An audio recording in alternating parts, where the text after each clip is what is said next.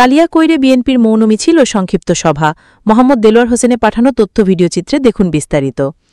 July August গণ অভ্যুত্থানে নিহতদের স্মরণে বিদেহী আত্মার মাগফিরাত ও আহতদের দ্রুত সুস্থতা কামনায় গাজীপুরের কালিয়াকৈরে মৌন মিছিল ও সংক্ষিপ্ত সভা অনুষ্ঠিত হয়েছে।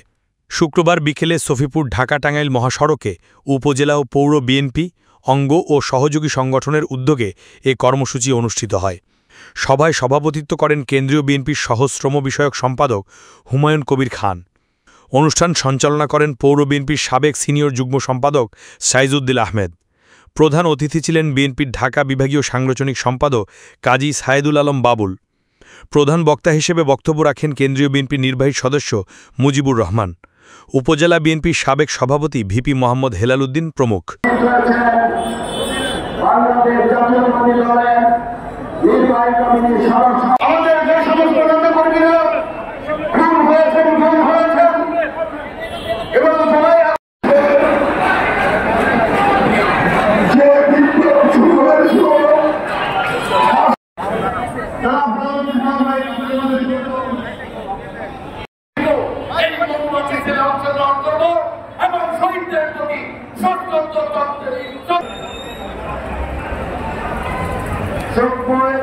সালে জুলাই আগস্টের